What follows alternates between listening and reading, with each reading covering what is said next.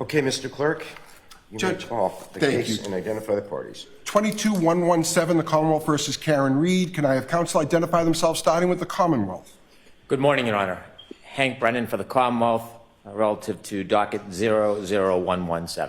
Good morning, Attorney Brennan. Good morning, Your Honor. I'm Robert Cosgrove. I'm the special prosecutor on the Aidan Kearney cases, and I suppose for purposes of this motion, I'm the respondent to the Rule 17 motion. Good morning, Attorney Cosgrove. Good morning. Hello, Your Honor. Timothy Bradel for Aidan Kearney. I see him on the Zoom for the record. Good morning, Attorney Bradel. Good morning, Mr. Kearney. And Mark Bedero for Mr. Kearney. Good morning, Your Honor. Good morning, Attorney Bedero. And good morning, Judge. Attorney David Yannetti for Karen Read, who is also present on the Zoom. Good morning, Attorney Yannetti. Good morning, Ms. Read. Good morning, Your Honor. Elizabeth Little, also on behalf of Ms. Read. Good morning, Attorney Little. Anyone else here that we need to recognize before we proceed? Doesn't seem so. Okay. Folks, we are here on two related matters this morning. As an initial matter, we are here because there seems to be some confusion concerning my order of March 20th on docket 615 on the Commonwealth's Rule 17 motion. Also, we're here because there has been a motion for protective order, docket 636, filed by intervener Kearney, and so we will hear that as well. So with regard to my order, let me start by saying this. Going back to Attorney Brennan's affidavit filed in this case on March 5th, 2025, in support of the Commonwealth's motion for records, Attorney Brennan, you specifically stated that, quote, it's been represented to the court by defense counsel Bradel on behalf of Mr. Kearney that there's an implicit long-term mutual assistance and mutual defense agreement between counsel for Mr. Kearney and counsels for this defendant, Read. On the basis of that sworn statement, I specifically inquired of you, Mr. Brennan, at the hearing on this matter last week, do any of the three categories of documents and data that the Commonwealth seeks by the Rule 17 motion include communications with Mr. Kearney and counsel for the defendant in this case? You replied, no, these would be privileged. So based on these representations and the court's belief that there were no privileged materials implicated by the Commonwealth's motion, I ordered that all communications between Mr. Kearney and Ms. Read during the time frame in question with regard to these three articulated categories be produced. However, subsequently, the special prosecutor in Mr. Kearney's case, in possession of the documents in question on March 26, informed the court that, one, there are, in fact, a substantial number of communications within the documents and data requested that are indeed communications between Mr. Kearney and Ms. Read's counsel. And moreover, the special assistant district attorney in that case took the position, contrary to the one asserted by Attorney Brennan in this case, claiming that those communications are not, in fact, privileged.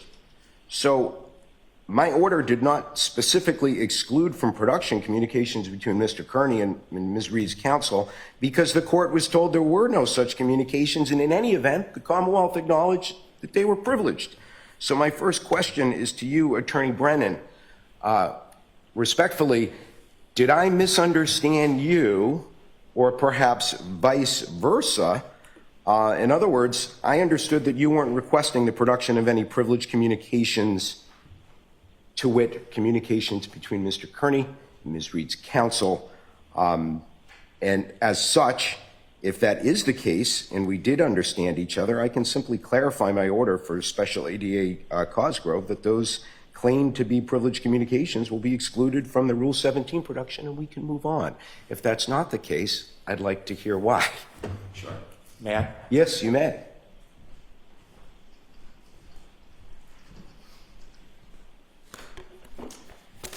I think there are two separate issues regarding privilege. One is whether Mr. Kearney's attorneys, Mr. Bedero and Mr. Bradel, have privileged communications, and separately, Ms. Read's attorneys' communications with Mr. Kearney.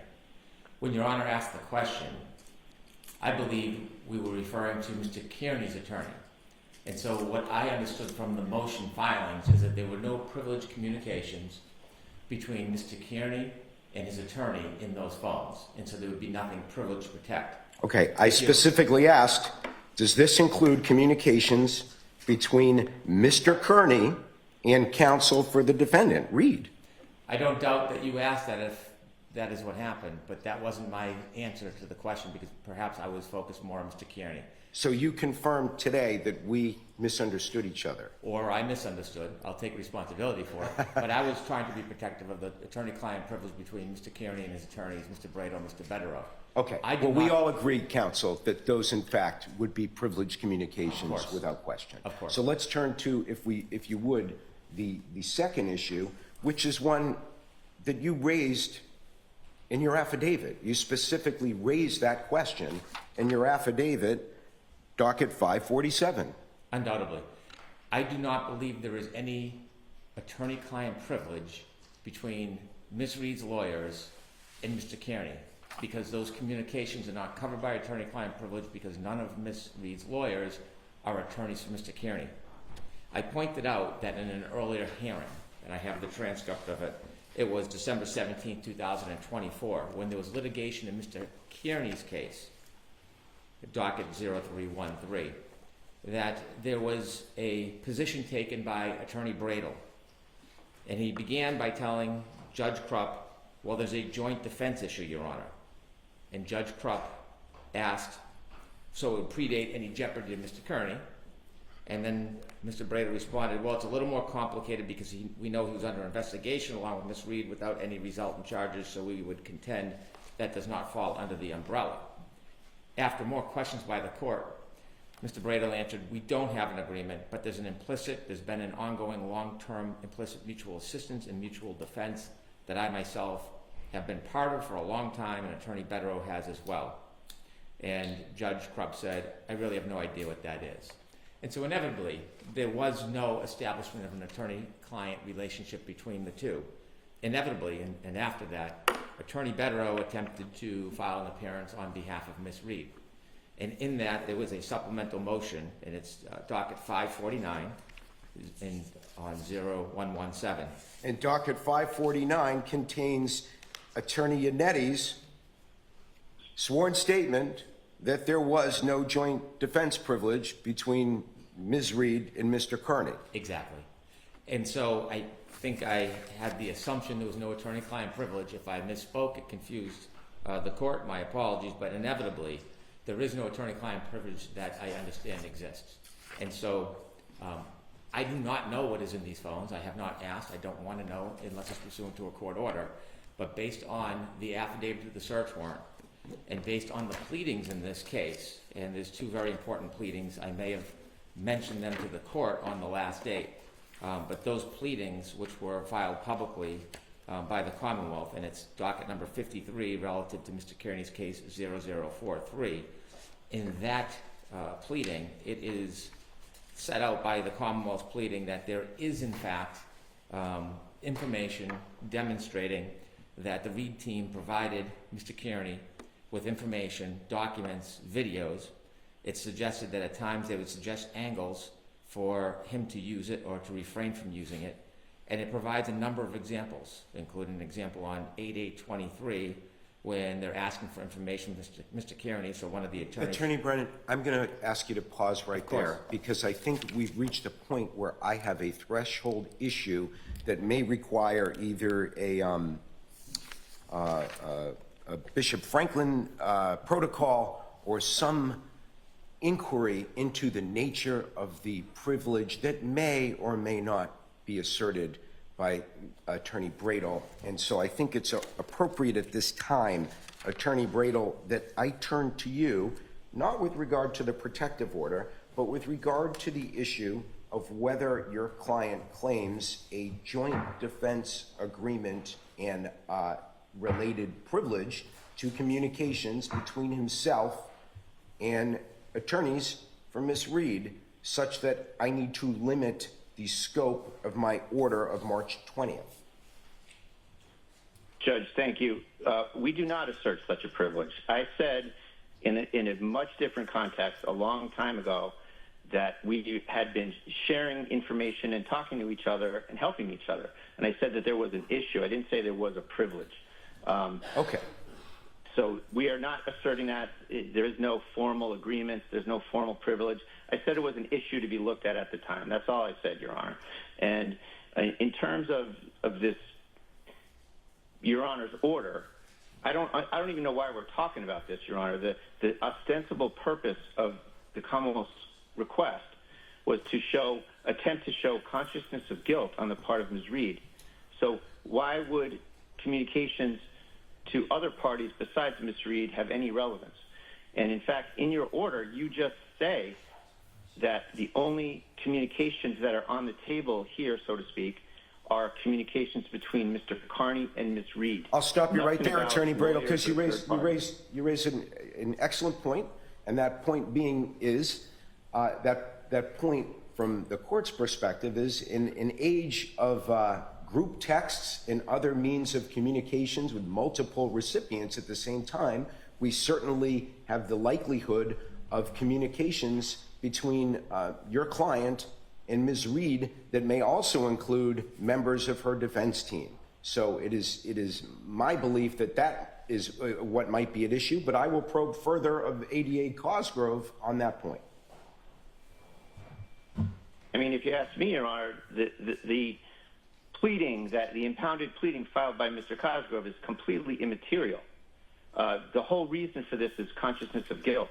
So there are we are privy to these extractions. There's absolutely nothing in them that is covered by Your Honor's order. There's no communications between Mr. Kearney and Ms. Read regarding witness intimidation. There are none. So there should be exactly zero documents or texts or emails that should be responsive here. Absolutely zero. And I don't have the thumb drive that Mr. Cosgrove gave to the court ex parte. So I can only imagine what's in that, and we are anticipating a request that you will look at that, to ask you to look at that in camera and see if that complies with your order. It cannot comply with the order. Your order said Kearney and Read, not third parties that may or may not have spoken to Read, and these are things that are privileged among that team. So this is a can of worms that the court did not open by any stretch. And I think that, Mr. Cosgrove's role here is completely ministerial, Your Honor. And the fact that he's trying to jump outside of your order is incredibly inappropriate, in particular because these two prosecutors are in different positions due to a conflict of interest, an express conflict of interest that has been identified and supposedly acted on by District Attorney Michael Morrissey. So their communications need to be limited because there is a conflict. Your Honor limited those communications very appropriately to potential evidence that those two defendants could have communicated in terms of some criminal acts. And we're telling you there's nothing there. We don't expect you to rely on our interpretation, but there is nothing there relative to your order. Thank you. So the fact that Attorney Brady, I'm gonna ask you to pause for a moment, and I'm gonna hear from Special Assistant District Attorney Cosgrove, specifically with regard to this issue. In your communication to the court, you suggested that in your judgment, the production would sweep in a substantial number of communications between Mr. Kearney and Ms. Read's attorneys. How would those be swept in when the order specifically calls for communications between Mr. Kearney and Ms. Read? I think the actions of Ms. Read's attorneys on her behalf are the actions of Ms. Read. And if one reads the sweep of the communications between Mr. Yannetti and Mr. Kearney, and between Mr. Jackson and Mr. Kearney, and Ms. Read and Mr. Kearney, one sees a pattern of feeding information to Mr. Kearney. I think that they act together in that respect, Your Honor. Thank you, Attorney Cosgrove. Notwithstanding that position, the court's position is that the order spoke very specifically and very clearly to limit the Rule 17 motion to the production of only communications between Defendant Read and Kearney and Defendant Kearney concerning those three areas of inquiry. So I am specifically requesting and ordering the Commonwealth in that case to review the documents called as a result of the Rule 17 motion in my subsequent order, such that the production will only include communications between Kearney and Read.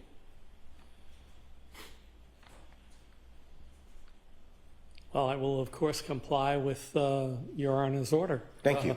Folks, I think we've covered that point, and I don't think I need to hear any further on this. The order is clear on its face, and I expect the parties to comply with it. I'd like to turn now to the issue of the motion for protective order from Mr. Brado.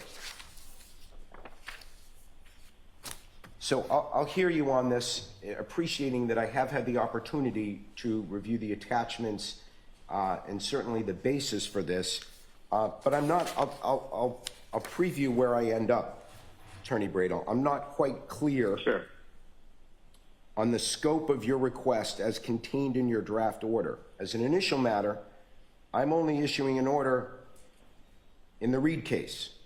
This is not a hearing on the Kearney case. I appreciate that you have a congruent request to the court in the Kearney case, and that it may make sense that whatever the court does in that case should follow what the court does in this case. That would seem to make sense. But I'm only hearing the motion as it regards to this case. Your request, I'll note, asks that the court order all prosecutors and police in the above captioned case to maintain the confidentiality of the cell phone data and any other investigative information and or discovery in each case. So I'm not prepared to discuss the entirety of investigative information and all discovery in this case. I am tasked with only addressing Mr. Kearney's specific cell phone data that is the subject of my order of March 20th. But you've specifically requested that the court order that police and prosecutors are ordered to refrain from sharing such information with particular parties identified in Mr. Kearney's affidavit and any other parties not part of the retained prosecution teams of Ms. Read or Mr. Kearney. Aren't they already under a duty not to share such information with anyone outside the bounds of what you request? They are, Your Honor. Judge Kearney specifically found a substantial risk existed that any further communications about the evidence or the witnesses would jeopardize a fair trial. And she made that specific finding, and she imposed, I believe it's a 4-part gag order on the Read attorneys. Nonetheless, as shown in my exhibits, Judge, these outside people are receiving information that in no way would a prosecution team ever share outside of anything ethically share anyway, any such information. And there's 3 examples of people who are, out there saying we've gotten this, we've gotten that. And we strongly believe that they are doing so. Just to avoid the slight awkwardness, Judge, of me arguing something that benefits Ms. Read, I would invite, just for the record, the Read counsel to join me in this motion, Judge, because of the leaks that are going on, just as a threshold matter, if I may do so, Your Honor. Are you merely asking me to add a belt to Judge Kearney's suspenders? I think so, Judge, because we need one, and we need one as to the specific information. These 3 people have repeatedly stated that they're privy to inside information. And with respect to Mr. Kearney's information, although we strongly contend there's nothing in there that is responsive to Your Honor's order, nothing. To the extent that there's anything that's shared between these two different prosecutors that are on separate islands due to a stated conflict of interest, we want to specifically ensure that as to the discovery that Your Honor's focused on here, that these orders are in place, that there's a specific order. It's sort of another step from Judge Kearney. She said that, well, the general rules of ethics aren't working here, so I'm making a specific finding. I'm giving you a gag order. Well, guess what? Judge Kearney's order didn't work either based on my exhibits A, B, C, and so we're asking for another step to just really put a fine point on it, that these three people must stay away, and a general order as well as part two is my part two. And to the extent that those people have any sort of further expressions of leaks in the media or on the internet, I think that ought to be grounds for a live hearing with sworn testimony about these leaks. Understood. Okay. So that's why I'm asking, Judge. Thank you. Thank you, Attorney Brado. Attorney Little, Attorney Yannetti, do you have anything to add on this point?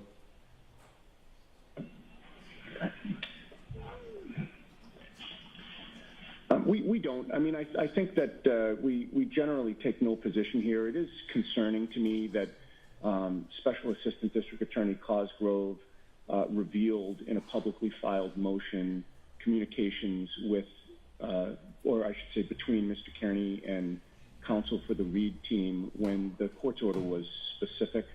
My understanding is that he omitted some statements of caution and admonitions that we may have given to Mr. Kearney about the nature of demonstrations, etc. So it seems as though he cherry-picked statements in an effort to make us look bad when it was outside the court's order. It was unnecessary. Attorney Yannetti, are you speaking to something that Attorney Cosgrove has purportedly done in this proceeding in the 117 matter? No, I believe it's a motion that he filed in his prosecution. Okay. Again, detailed, that material. Thank you. Okay. Okay, folks, I will take that matter, the motion for protective order, under advisement, and will endeavor to respond to you as soon as practicable on my decision on that. In the interim, ADA Cosgrove, Special ADA Cosgrove, I'd ask you, how soon do you believe the Commonwealth can reproduce the records in question per my order that are called for by the Rule 17 motion? Well, I would say we can probably extract from the thumb drive the conversations with Mr. Yannetti and Mr. Jackson. I may be able to get it done today. I think Monday would probably be a realistic filing date. Thank you. We'll expect something by close of business Monday, and if you encounter any difficulty or challenges in doing that, just please let the court know, and we'll make whatever accommodations we need to make. Okay, folks. Your Honor, is that thumb drive going to get returned to the Commonwealth? Yes, it will. All right, thank you. And it has not been viewed, it has not been released, and it is being held under seal and impounded at the moment, and it will be returned to the Commonwealth promptly. Thank you very much, Your Honor. Attorney Brennan. Your Honor, just for clarity of the record, I'll be brief.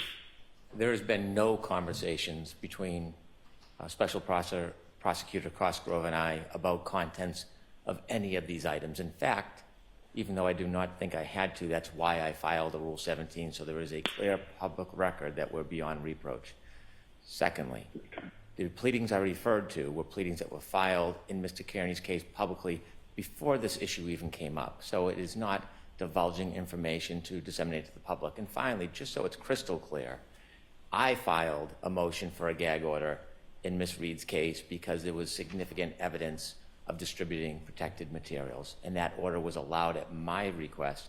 There is no witness or person, as far as I know, in the Read case that has disseminated any information improperly. I would not allow it or tolerate it if it happened. So I want that to be crystal clear based on the representations we just heard. Understood. Thank you, Attorney Brennan. Thank you, Attorney Cosgrove. Thank you, counsel. No, we are adjourning the hearing now. Thank you, counsel. Thank you. Thank you. Thank you. Thank you, Your Honor.